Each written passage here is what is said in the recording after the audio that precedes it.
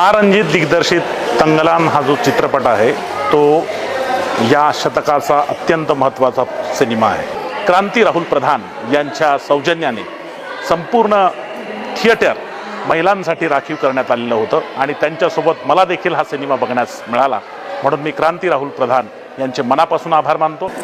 सर्वांना जय भीम। तंगलान हा पिक्चर खूप चांगला आहे। मला वाटते की प्रत्येक घरातल्या स्त्रियांनी हा पिक्चर बघितला पाहिजे। सर्वांना जय भीम। तर आताच आम्ही